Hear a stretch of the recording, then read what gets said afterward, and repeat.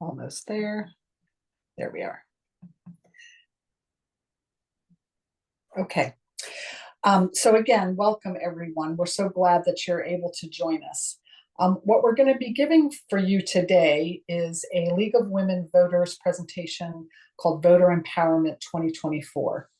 And this presentation is offered to give voters in Manatee County information about legislation affecting the elections process, about voting options, about the importance of our primary elections, and about the amendments that will appear on this year's ballot, as well as how you can secure your vote.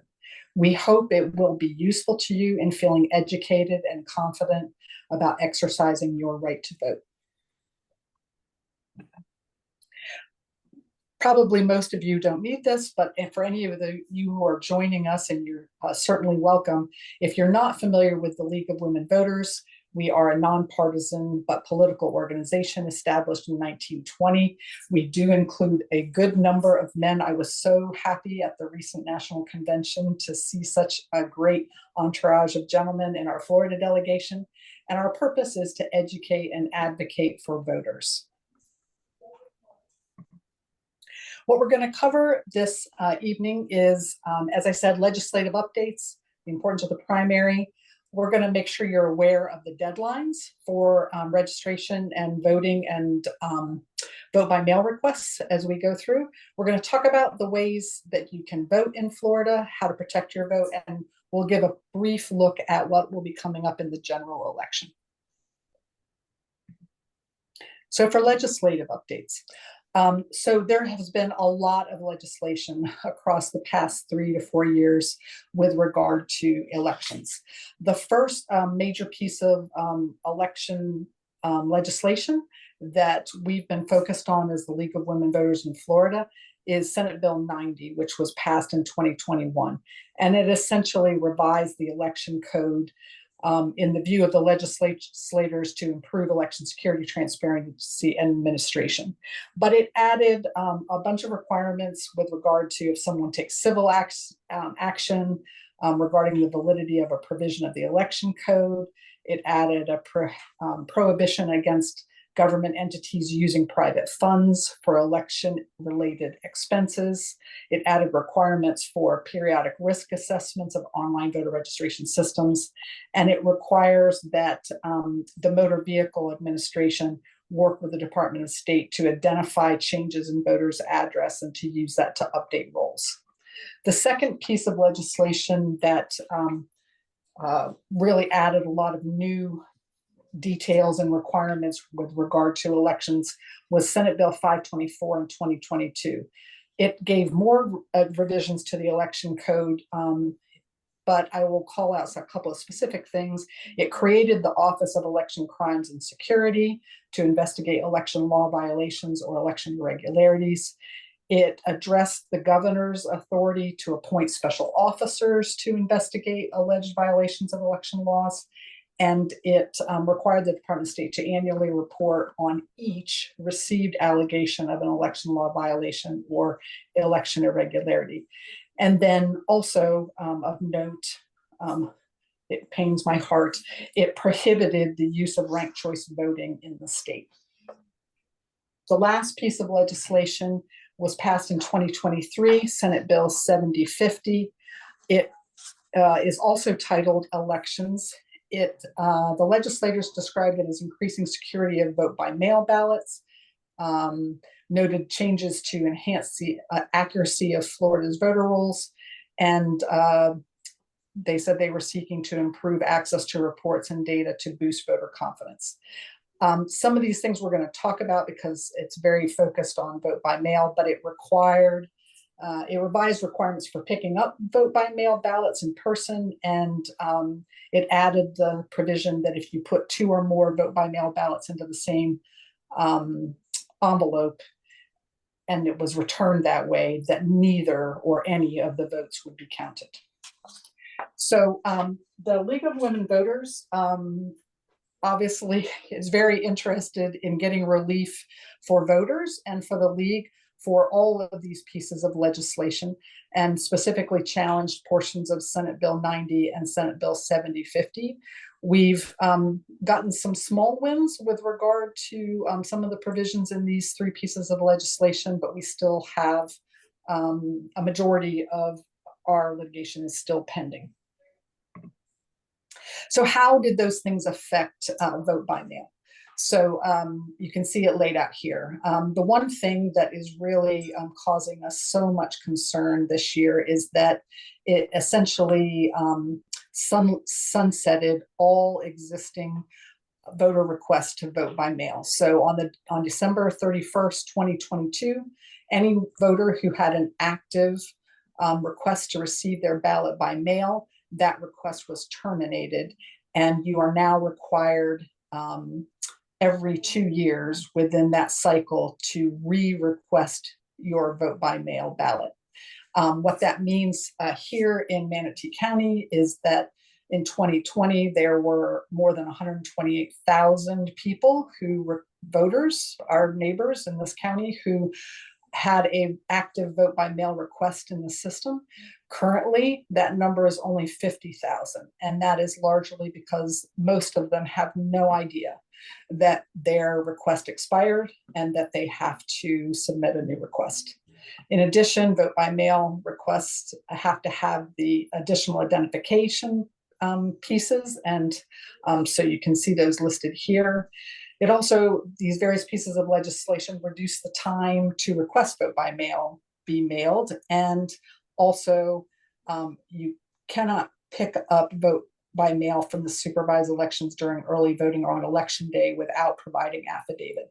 So just, lots of additional steps and corners that people have to traverse in order to vote by mail. In addition, the legislation renamed Dropbox to now be called Secure Ballot Intake, and it has put restrictions on how vote by mail ballots can be dropped off in those secure ballot intake stations. So you can see listed here, there are only certain entities, you, your spouse, parent, grandchild, are, it's pretty much limited so that you can't take, as organizations, maybe senior homes, maybe families have in the past dropped off vote by mail as a group into the intake boxes, and that is no longer allowed unless you have one of these specific relationships to the voter whose ballot is being submitted. In addition, the secure ballot intake stations have to be monitored, so they can't be left at the location, and people can't, as they did in the past, are no longer able to drop off their ballot at various times of the early morning or late at night. The SOEs have to publish the location of these locations where ballots can be dropped off, but overall we have reduced availability of secure ballot intake stations for vote by mail. In addition, as I said before, with regard to that specific piece of legislation, the supervisor of elections has to reject all vote by mail ballots that arrive in mailing envelopes together. The staff has to have additional signature verification with regard to their signature verification training. And something that I don't necessarily think was a bad idea, but instead of having different vote by mail request forms in each county, we now have one statewide application for vote by mail. With regard to in-person voting, the legislation brought us changes such as the no solicitation zone has been extended to 150 feet. This includes the secure ballot intake station. And within that 150 feet, most of us have heard about this on the news or in social media, you can't bring food or water to voters who are in line, and nothing can be provided by non-supervisor of elections staff. In addition, inactive voters are purged from polling rolls every 4 years if there is a lack of activity. And so this is something that we've been monitoring very closely in terms of the number of registered voters in the county and how does that compare to previous years and what are the changes that we're seeing. In addition, you see these other things that were introduced via these three pieces of legislation. I talked about the Office of Election Crimes and Security. There are these additional requirements for voter list maintenance, which could inadvertently lead to voters being designated inactive or removed from the polls. And we talked about the Highway Safety and Motor Vehicle Department being part of verifying or identifying potential changes in address of voters. The one of most concern, obviously, to organizations like the League of Women Voters were the increased restrictions and financial penalties on third-party voter registration organizations, which has really hampered our ability to support residents in registering to vote and making changes to their registration. The last one, it's called voter information card confusion, and it is confusing to me, but it added an additional statement that has to be put on the voter information card issued after July 1st. And you see that documented here. It's really more sort of warning language that just kind of puts people on guard when they're registering to vote. So those were the changes that were introduced over the past few years in terms of legislation in our state with regard to voting. So we want you to be aware of those because it's important to understand that things are changing. And so you have to pay attention as a voter, because something that you can assume was the case and always was the rule may not be the case today because of these changes in legislation. So kind of dry material in terms of talking about legislation, but important for voters to be aware that there is a lot happening in the legislative realm and that it does have real impacts on supervisors of election, on voters, and on organizations like the League. The next topic we just want to make sure is in your toolbox in terms of knowledge in this 2024 election year is the voting deadlines.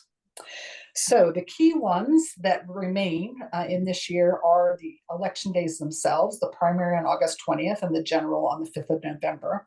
They have corresponding voter registration deadlines, which are 29 days before each of those election dates. So for this year, that results in July 22nd being the deadline for you to register to vote in the August primary, and October 7th being the deadline for you to register for the general election on November 5th.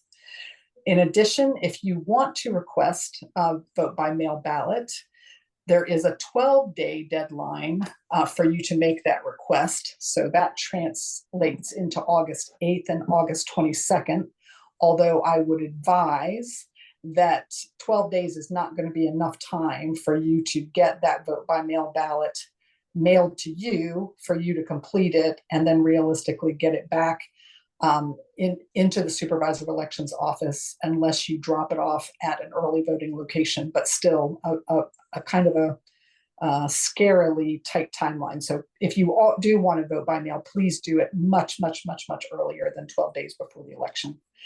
And lastly, the deadline, if you send in a vote by mail ballot, and I think this is very important for people who may be used to voting in other states.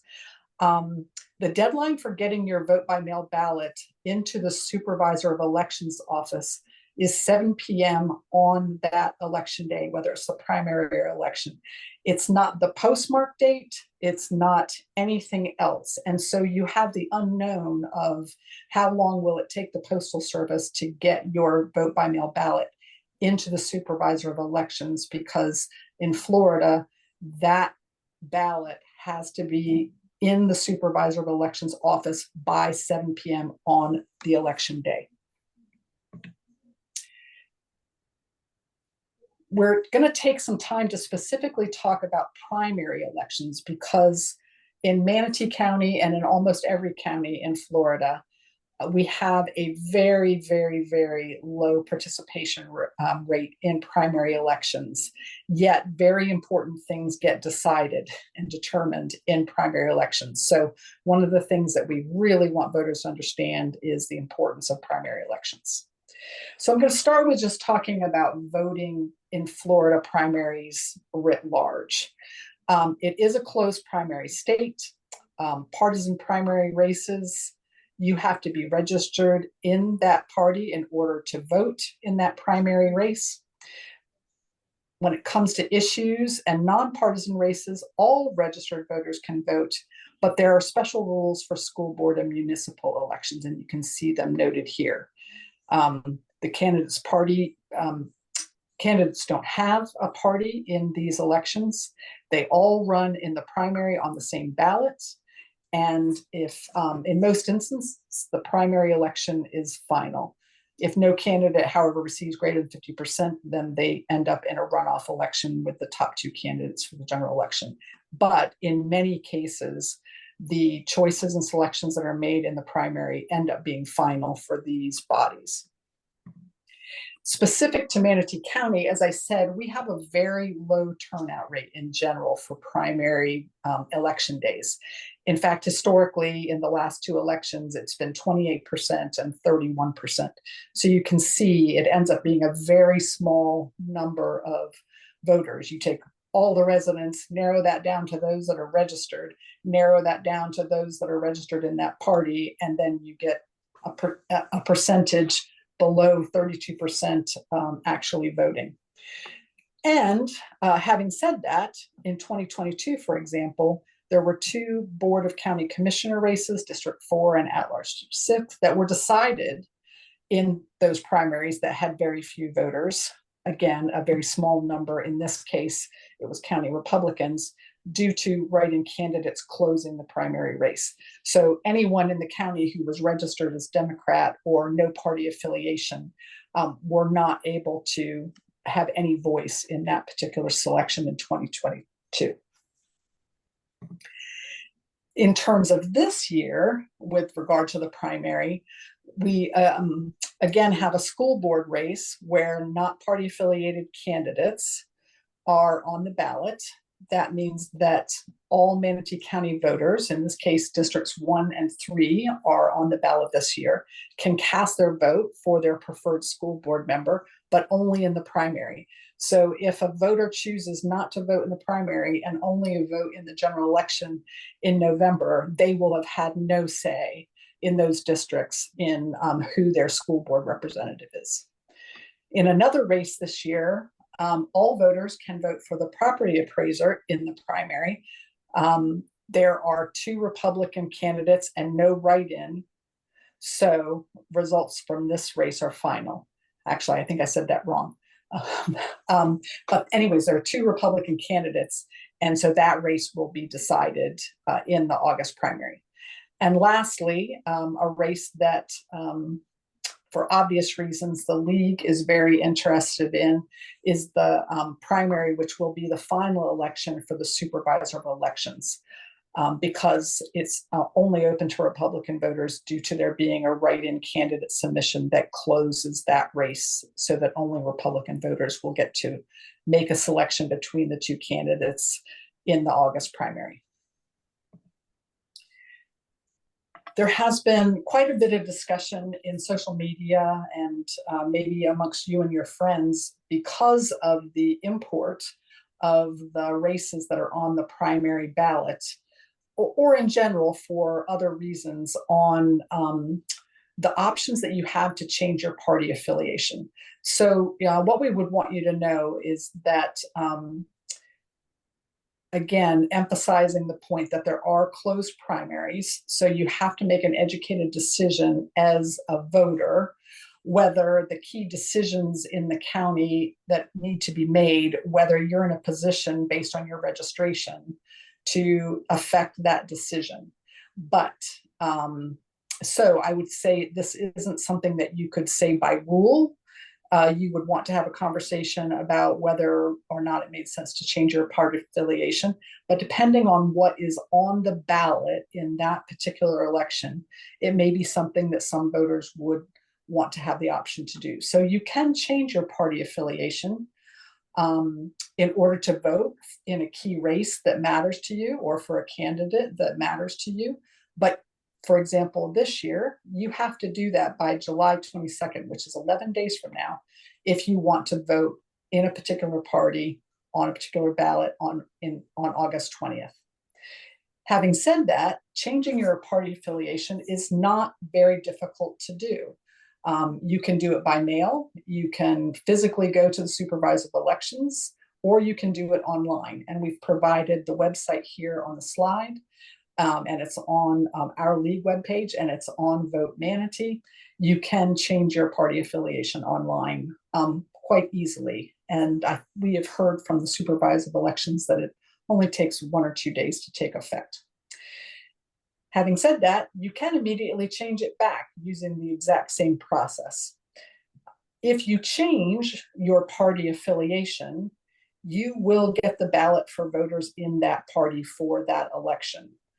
So you just need to have that clear in your mind that if you change your party affiliation, it definitely changes the ballot in the primary that you receive because of that party affiliation. Okay, there are 3 ways to vote in Florida. The first one, obviously, is voting in person. That's on election day, and the polls are open from 7 a.m. to 7 p.m. If you are in line by 7 p.m., you must be allowed to vote. So nobody should let anyone tell them that if they didn't get into the door by 7 p.m., they're not allowed to. You are allowed to vote. Having said that, you must vote in your assigned precinct polling location for your current residence. And that can change, the location of that polling location can change from year to year based on the supervisor of elections' ability to secure a church or a library, not a library, a church or a country club or another facility that they are using. They don't have guaranteed use of those locations, so they can change from year to year, and so it's very important for you to check and verify what your current polling location is if you're going to vote in person on election day. I think we're all well aware that you're going to be expected to present photo signature identification, and again, you can only vote at your assigned polling location. There is also the second option for voting is to use early voting. It is in person, and the dates for early voting in Manatee County are from Saturday, August 10th to Saturday, August 17th. And you can do that from 8:30 a.m. to 6:30 p.m. daily on any of the dates in that range. The convenient thing about early voting is that you are allowed to vote in any of the early voting locations in the county. You are not limited to the one that's closest to your home or your polling location. So you'll see listed here the 7 locations that are available this year, along with the Supervisor of Elections Office for you to do early voting should you choose to do that. The other important thing to know about early voting locations is that they are locations for drop boxes for mail-in ballots. So if you have chosen to receive a ballot in the mail because you want to have the time to review it and do research and make careful decisions, but you want to have the assurance of making sure that it has been received, you can physically drop it into one of the mail-in ballot boxes at any of the early voting locations across that entire week. The third method of voting in Florida is vote by mail or absentee voting. You have to request it either using an online form or using a paper form. It requires identification. You absolutely need to check your registration status. But something that's relatively new with regard to vote by mail that can give voters additional assurance about their vote being counted is that Manatee County has contracted for a service called Ballot Tracks. And you can sign up for this on the Supervisor of Elections page by going through your personal registration record and indicating that you would like to use Ballot Tracks. So what that will do is you provide the contact information for yourself, and once you have turned in your vote by mail ballot in the mail, you will be notified when that ballot has gone through the Postal Service, when it has been received by the Supervisor of Elections office, when it has been opened by the supervisor elections office, and when it has been tallied and counted. And so that can give voters who choose to use vote by mail an additional level of confidence in using that process and using it as a method to work voting conveniently into their life. Again, with regard to vote by mail, it is important for everyone to understand and to tell their friends and family members that if you previously used vote by mail in elections before the 31st of December 2022, your request is no longer active and you must submit a new request for that. And it must have been submitted during the course of 2023 or to date in 2024 for it to be valid for this year's elections. So again, we're missing currently in the county probably 80,000 people in Manatee County who previously voted by mail, chose to vote by mail, are not currently on the books as having filed a new request for their vote by mail ballot. So I think some voters are going to be surprised when they don't get their ballot in the mail. Key things, other things about vote by mail, you absolutely need to pay attention to the instructions. You have to sign the back of the envelope. And again, because of those additional stipulations put in the legislation, there can only be one ballot in one envelope. If there is more than one ballot in any envelope, none of those ballots will be counted. So please make sure that you, your friends, and other people who use vote by mail are aware of that. It may seem like you're doing the right thing, saving money on postage, making it easier for people to collect the ballots, but it's absolutely not the case. You must put one ballot in one envelope.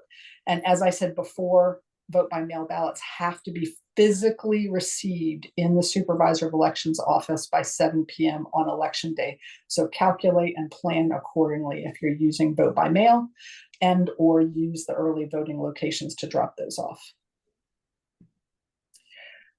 Protecting your vote. So how can you protect your vote? You know, everyone has increased concern, both that your vote is going to get counted and that illegal votes are not being counted.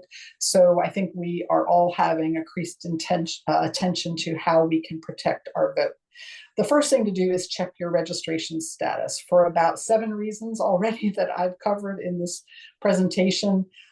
You should not make any assumptions. You should not make assumptions that you haven't been purged from the rolls because of some synchronization between motor vehicle records. You should check your registration status because your polling location may have changed. You should check your registration status for, like I said, about 7 or 8 different reasons.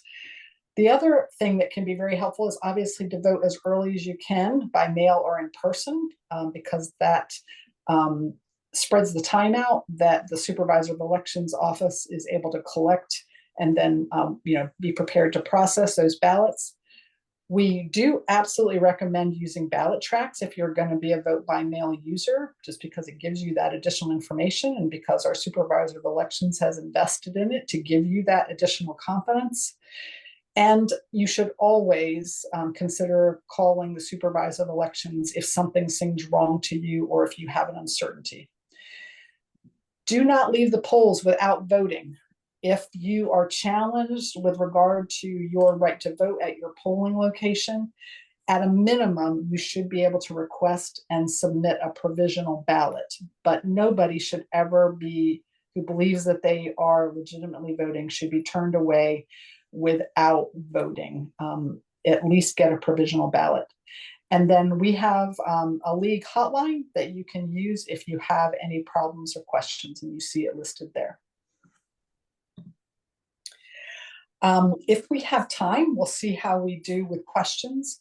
But we can do an online demo at the end of this presentation with regard to interacting with the supervisor of elections website, where you can check your status. But what I've done here in the 3 columns is just given you a snapshot of my own voter registration record online in Manatee County. In the first column on the left, you see the screen that you will enter your information into when you get to the web page. Once you click the boxes at the bottom of that, you're going to get a return, which is the center column of information.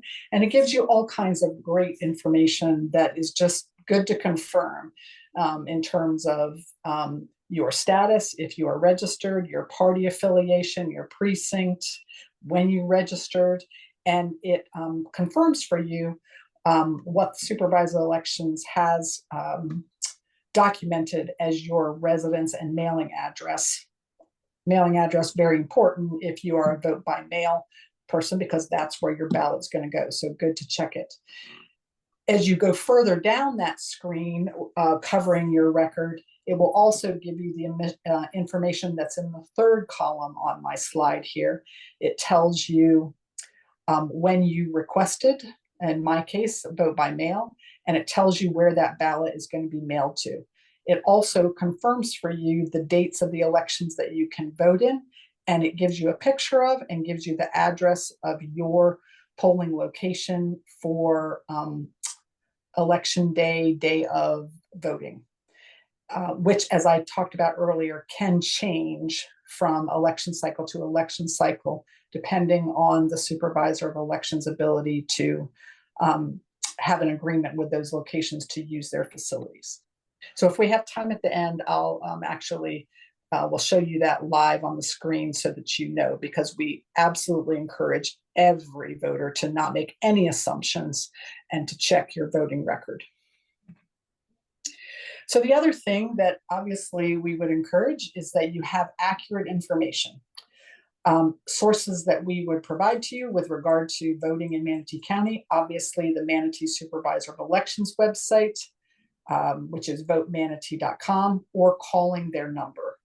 It is, generally speaking, an excellent website that has a ton of information about it and really should answer any question that you have about the voting process as implemented and executed by the Manatee Supervisor of Elections. Another resource that we obviously enthusiastically recommend to you is the League of Women Voters vote411.org voter education and voter support tool. It gives you all of the election information that you need, including a nonpartisan voters guide, information about candidates and issues on the ballot, and answers to frequently asked questions. We will be going live with Vote 411 as we are finishing up right now, compiling the final inputs from candidates for the races here in Manatee. And then that gets merged in with information at the state and the federal level so that all of the voters that we support with Vote 411 can enter their own specific information, their address, and you will get in one spot all of the information about everything that will show up on your ballot. So obviously, it's great to go to candidate forums or candidate presentations at various locations. It's rare, however, that people have time to go to all of the presentations from all of the candidates at various times during the year leading up to it. So what we really try to do, recognizing that people have busy lives, is put as much information as possible in one place that is, you don't have to weed through it to go past information that is only relevant to people in another county or in another part of the state. It's going to give you very specifically just what you need based on your address for your ballot.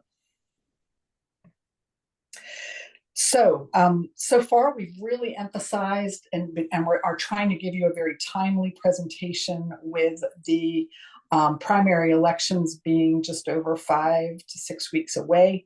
But obviously later in the year, we're going to be talking about the general election. So with regard to the general election, there will be additional things that we will be doing.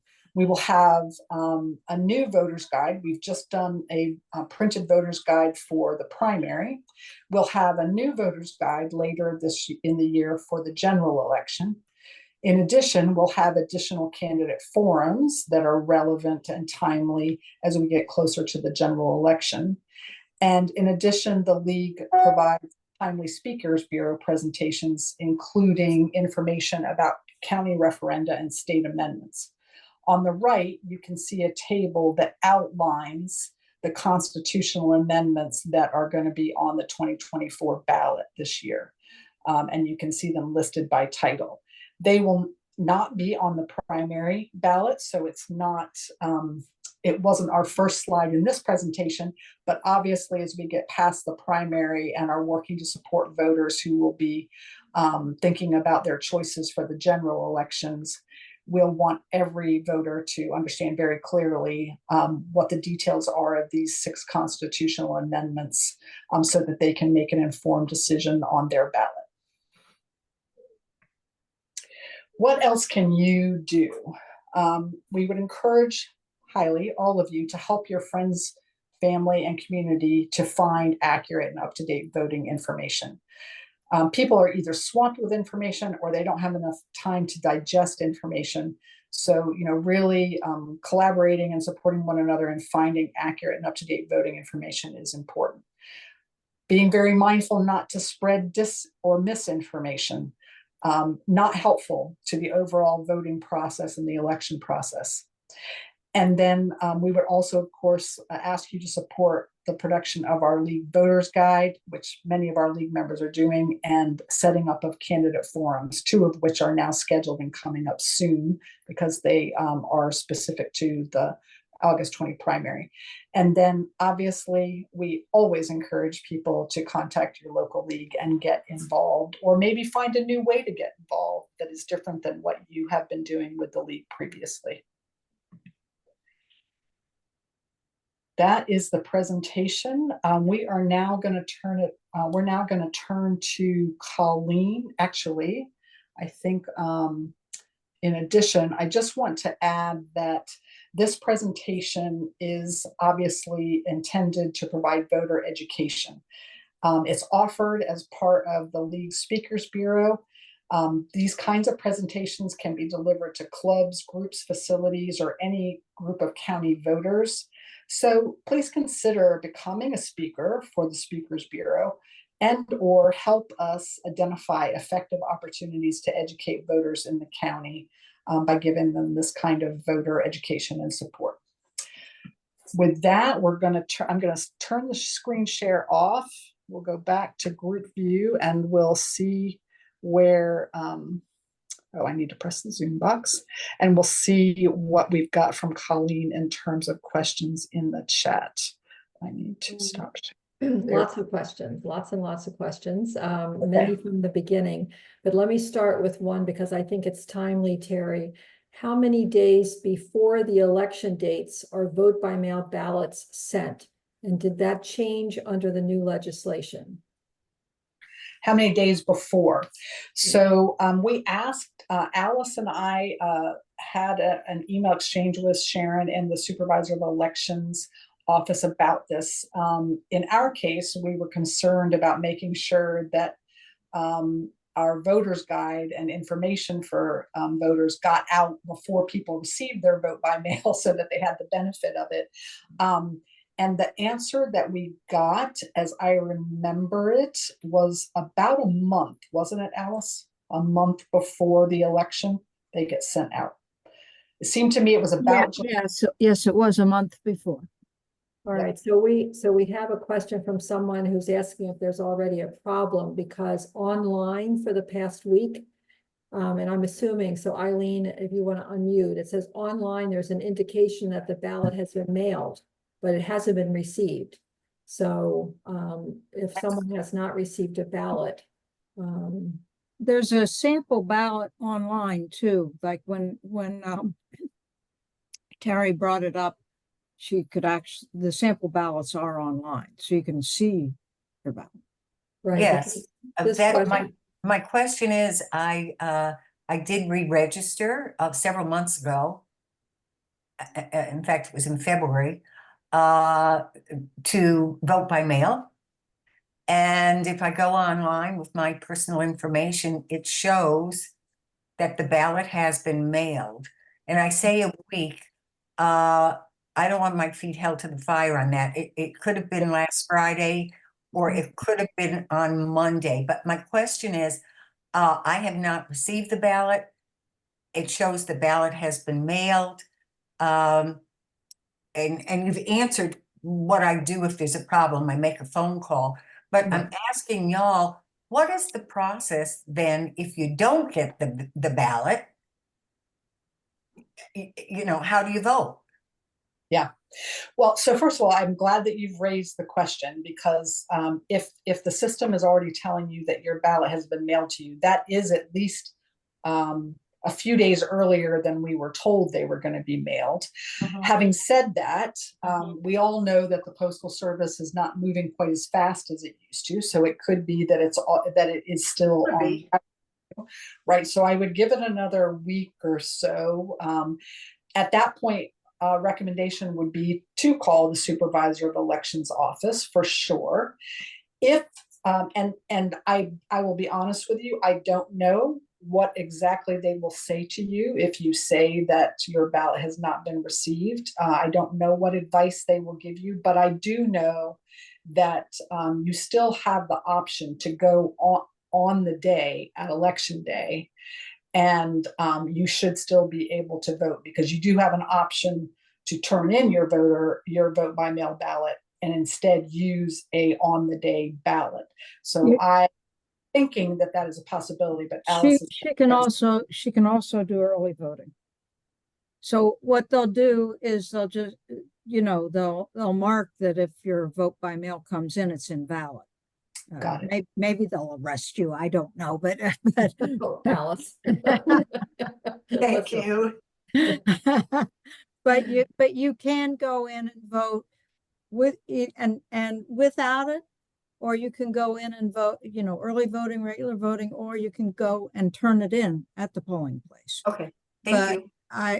I just thought it was interesting, that it says it's been mailed, and it kind of conflicts with the dates that you've been given, and with everything that's going on in the SOE office, I thought, Yeah, so I still think it's a great question. I think we've identified some viable options for you to make sure that you can still vote, but I'm going to follow up and call the SOE's office and find out what answer they give if that kind of a question comes, just so that we know and we can tell people what to expect. Thank you. Terry, there were a couple of questions. There's a recent question here about tracking a mail-in ballot if it's dropped off at early voting drop boxes. Maybe you want to talk about the ballot tracks again, and how you can go in and track the status of your ballot once it leaves your hands. Yeah, sure. So on the Supervisor of Elections website, there is a ballot tracks option in the menu, and you can click that and you can put in your information, and it doesn't matter, to my knowledge, it does not matter if you drop the ballot off at a early voting location or if you put it in the U.S. Postal Service. In either event, the key milestone of your ballot being received by the SOE, being opened, and then being counted will be communicated to you by the ballot track system. So I think it's a great reassurance to get that confirmation that your ballot was received and processed, but it should not matter whether you use the Postal Service or whether you drop your ballot in a early voting location box. Another thing is, and I have it up here in the share where you can just, in the early voting and vote by mail tab, you can go right here to sign up for ballot tracks. You can get that one of three ways. You can get notified, or three of three ways: by telephone, by email, or by text. So I chose two different ways. So, and yeah. Alice and Terry, that addresses, one question that came up, and that is, and someone alluded to it, we have had a change in the Supervisor of Elections office. So there was a question, are there any plans in place should our new Supervisor of Elections not adhere to the state guidelines, such as the 30-day advance notification of the drop box locations. Is there anyone watching that or monitoring that? So I think all of us are. And, what we would do is, I think we would owe it to the supervisor of elections to contact them immediately, because it may just be an inadvertent error, and nothing intentional. But we would also obviously talk about that within the League of Voters and talk to our state level league as well, to get assistance in identifying what we should do if we think that there's an irregularity. Alice? Yeah, now, one thing is that those new laws have made it so there's very limited in where those ballot intake stations can be, and they can really only be at the early voting sites and at the supervisor of elections site. So, which there is an early voting site there as well. And they can only be open during the time period where the early voting is open. It used to be that slot, there was a slot at the supervisor of elections office that you could 24 hours a day.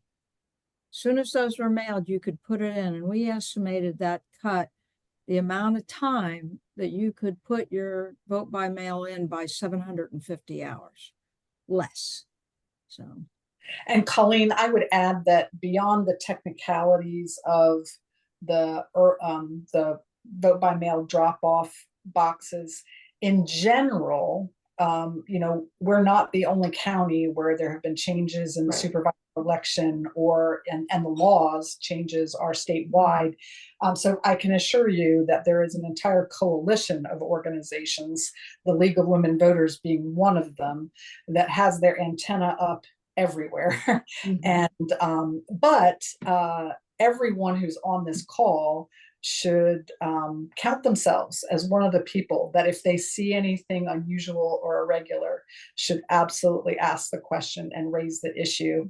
Like I said, I think we owe it to the supervisor of elections to give them, before we start running around like Chicken Little saying that bad things are happening, we should address it with them. But we absolutely are going to use our coalition of partners to make sure that we do the very best that we can to make sure that voters are being treated fairly and that the election is being conducted properly.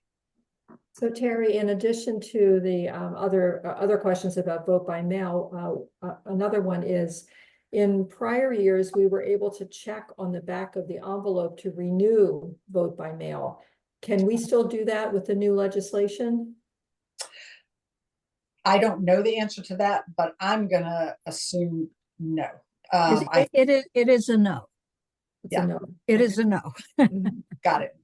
Okay. That obviously becomes irrelevant when you have a new process that you have to deliberately and personally make that request every 2 years. And I think the other reason that it doesn't count is because they're gonna use the 31 December at the end of this year to wipe any requests out. So you have to make your new request, and they won't accept a new request until the 1st of January of next year.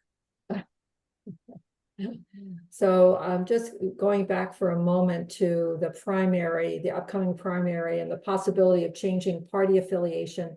Mary Lynn just wanted to note, and I think you did, but we might want to emphasize that if you change your party affiliation before the primary, you can go back and change it before the general election. Absolutely. I mean, I would assume for most voters who choose to change their party for a primary because of a particular race or because of a particular issue, there's a reason that they were previously registered to their party, and probably the day after the primary, they're going to want to go back online or call the supervisor of elections to change it back, or to change it to no party affiliated, or whatever makes sense for you going forward into the general election. And I think, Alice, you're going to like this one. Judy asks, will there be a link provided that we can post on our social media to spread the word about registering for vote by mail in Manatee County? We've been trying to put it everywhere. So, so that, yeah, that, and, we've had things on, but I will say that we have a Facebook site. I will make sure that we post something within the next couple of days about registering for vote by mail and how to do it so that anybody can share. And not everybody is comfortable putting those kinds of messages out in social media, but if you are, the league does have a good library of images and different graphics with various messages, as do some of the parties. And so, if you're wanting some material for something like that and you aren't finding it based on your own look around, certainly come back to one of us and we can help, maybe give you a couple of graphics or point you to a library of graphics that you might find useful if this is something that you want to do in your social media or in your outreach to other people. And Terry, can you just talk about where people can get printed copies of the voter guides? Well, as of today, there would, I believe, be 5 library locations that Marine has already dropped them off. We have a first initial printing of 1,500 of them. We are working the distribution of those right now. We're doing the libraries first, and then we have a distribution plan for many of the senior facilities and retirement homes where we're going to be giving presentations. But if you have a need for, or well, the bottom line is they're physically at my house. And we're working on getting them distributed. We want to make sure that we're using them well, right? We don't want them, ineffectively used or just kind of, left in a place where we don't think that they're going to be read and be used. But if you have a suggestion or a need, an event that you're going to be going to or you're going to be holding, where you would like to and think it would be a good idea to distribute those voters guides, please let us know. Alice has put in another request for another 1,000 copies to be printed. And so, we'll have the opportunity to get them given, to people that have a good idea as to where they need to be. One more little point here. Terry's giving a similar presentation to this in 10 different senior communities? Yeah. And she will be bringing with her the voters guides. So. Yeah, Ginny Lighthizer been a busy beaver, and she's got me carrying my AV equipment all around the county. So between the 18th and the first week of August, I think we already have 9 events scheduled where we're going to be talking to residents in those facilities about the primaries in particular, but also all of these things that they need to know because of the legislation, and how they just keep them fresh so they know what they're doing with and have a plan for voting this year. And so, Terri, there was an earlier question, and I'll do a version of it, pair it with what I was just thinking about. You're going out to all these senior centers. With the new legislation, someone from the senior center can't take all of their vote by mail ballots and drop them off. Is that correct? And if they do, is there a penalty? How does that work? Can they take, because they're not related, let's say, the social service director at the facility has all of these ballots that their residents have completed. They can't take them. The supervisor of elections office can do it, but you'd have to get them to come out and do it, because anymore, if somebody at the facility does, I just put the penalties in chat. So, it's a 1st-degree misdemeanor. Oh, good Lord. Punishable by up to $1,000 fine or 1 year in jail or 1 year of probation. Wow. That's the low one. That's if you're doing your friends in the neighborhood. But if you're you're up to a felony, if you're other than immediate family, as a third-degree felony, punishable up to 5 years in prison, $5,000 fine, and up to 5 years probation. And there's similar draconian fines for us, the League of Women Voters. If we inadvertently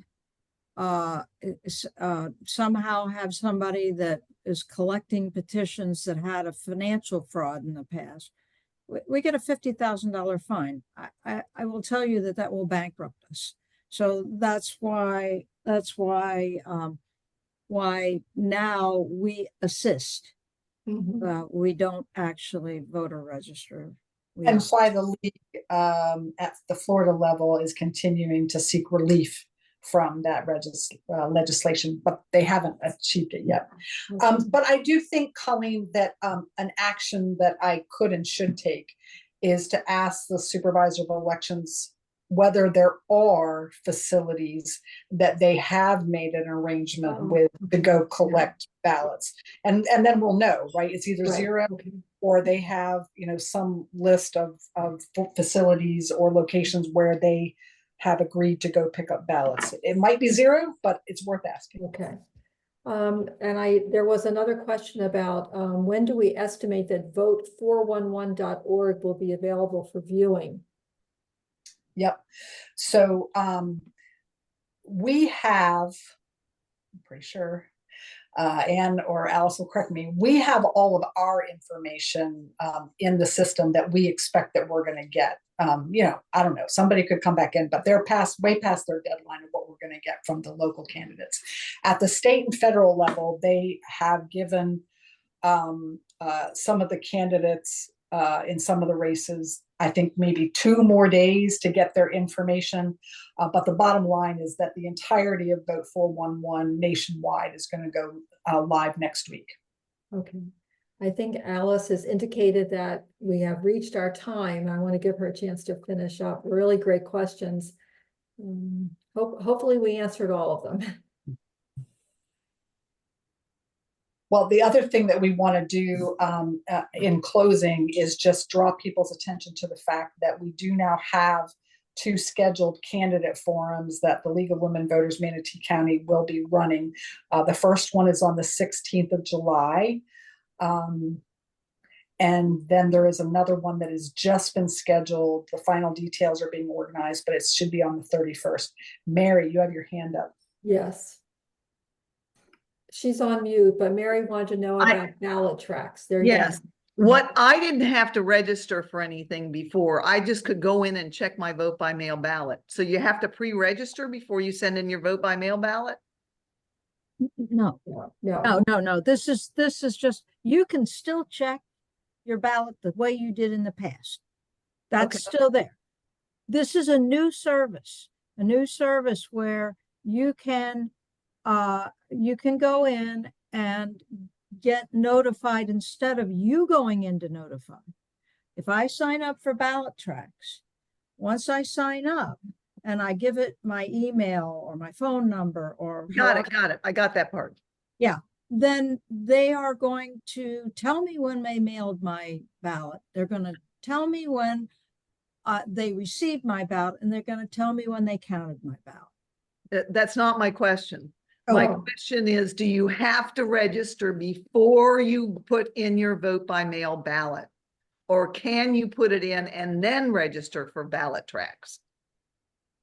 That I don't know, because okay, that was my question. So we'll ask that one.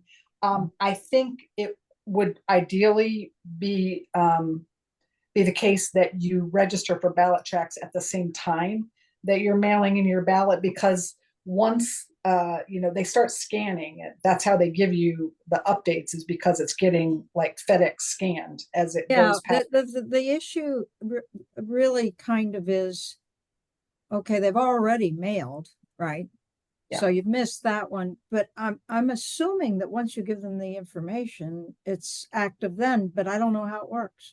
Yeah, it may be that it can go retroactively. So I think it's a great question, Mary. We'll try to get an answer to that. Mm-hmm. Oh, Barbara, are you raising a finger? Yes, I was asking if you put stamps on all the individual envelopes and mailed them, would that solve the ballot collection problem? Yeah. No. No? You couldn't put stamps on all the ones at a certain location and mail them. No.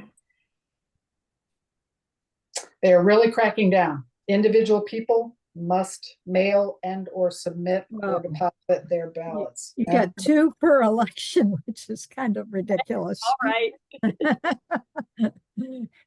But That's just a- another finger up. Yeah, Barbara, yeah, Barbara Drake. I was a little confused. I thought that registration is very limited. The person has to handle it themselves. But vote by mail ballots, can't we as League of Women Voters, can't we? We can't No. do the vote by mail No. ballots either? No, Oh, not only can't we, but whole classes of people like facility directors, your cousin. That list on that one slide I had details who can turn in your vote by mail ballot for you, and it's pretty limited. well, so then what do these senior facilities, if they're collecting them, they have to call up the supervisor of elections to get them to come and pick them up? We're gonna find out. We're gonna ask the supervisor. Oh, boy. I am sure that the staff there is not allowed to touch one. That, the supervisor of elections office is gonna have to go around room by room and pick them up. Oh, boy. Or a mail slot, because all of them have mail slots. Hmm. Maybe they'll give everybody their stamps. Don't know. We're gonna find out. We just know there's gonna be a lot of scrutiny. Oh, yeah. Okay. You, Thank you very much. Thanks for your time and attention and for caring about voting.